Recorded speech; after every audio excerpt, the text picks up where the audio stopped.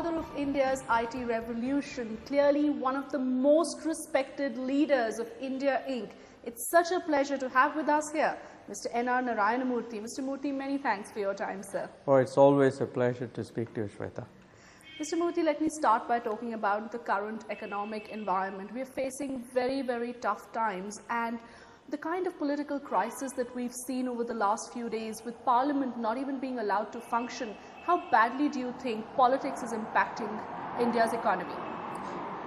You know, tough times don't faze me. Tough times don't rattle me.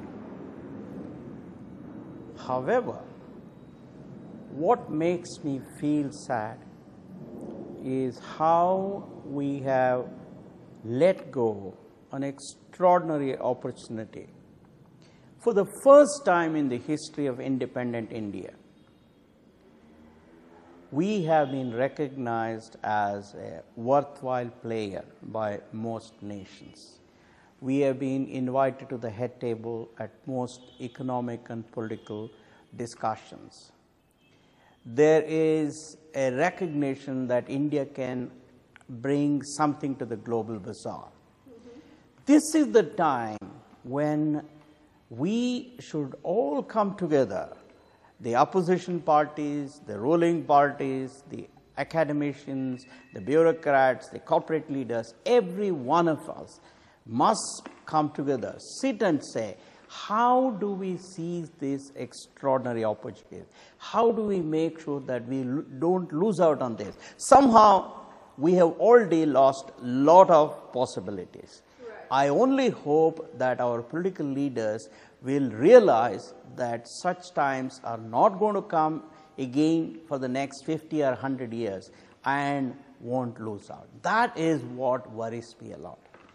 It is very true that in many ways the last few years have been a lost opportunity. Are you particularly disappointed with the performance of UPA 2, especially given that it came with such high hopes and expectations? Well, you know, as a patriotic Indian, I want this country to make good progress. I want this country to create more and more jobs.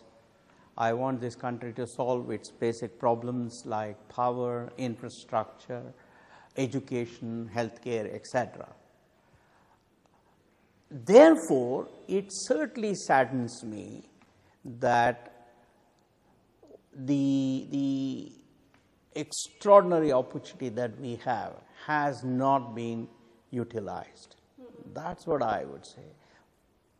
It's a lot of inaction, a lot of policy paralysis is what has become the buzzword really. And what's actually been a very strong trend is corporate leaders like you coming out and openly saying that yes, we need to take decisions faster, we need to get things going. Mr. Azim Premji is saying it's a country that's functioning without a leader. Mr. Deepak Parekh also criticizing the government. Do you think that this is really time for the government to actually wake up and listen to what India's top corporate leadership is trying to say? I think it's not so much what the corporate India's leaders are saying.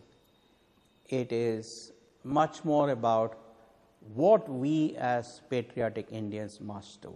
Right. As I said earlier, this is a rare opportunity. India is not going to get such opportunities again and again and again.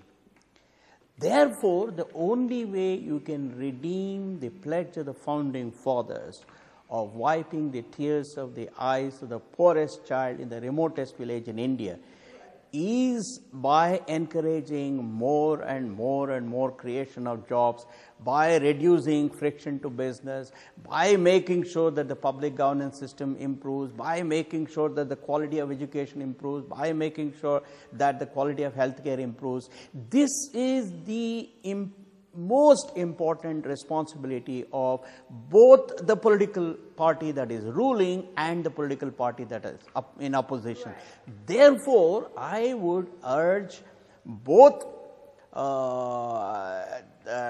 Advani and Sushma Swaraj on one side and Mrs. Sonia Gandhi and the Prime Minister on the other side to come together and say we are Indians first. Let's forget about everything else. That's the important thing. And do you think that's exactly what is not happening right now? Too much of partisan politics, and we're not taking national interest into account. It's interesting because also the Prime Minister in his Independence Day speech talked about national security and economic growth, really linking the two. You seem to be suggesting the same, that this is really an opportunity that we're losing out over perhaps petty politics taking over and not keeping the larger interests of the country in mind. Well, you know, if you study history, you realize that the first aspect of national security is economic security. Right. Unless every Indian has economic security, we will not be able to have other kinds of security. When you have economic security, you get adequate tax collection, and then you can use it for defense, for border security, etc., etc. So therefore, I would say that economic security is extremely important. And I agree with the Prime Minister there. And therefore, I only hope that at least at this late stage, there will be some kind of realization by all our leaders, both the opposition as well and as the ruling party. I am not Right. saying one side or the other. And both at the federal level and at the state level, that this is a time that we should not lose out. India's #1 news app just got even better. Download NDTV's new app. Fully optimized for retina display, full screen view, faster response time, and Sudoku. NDTV's new iPad app. Download now.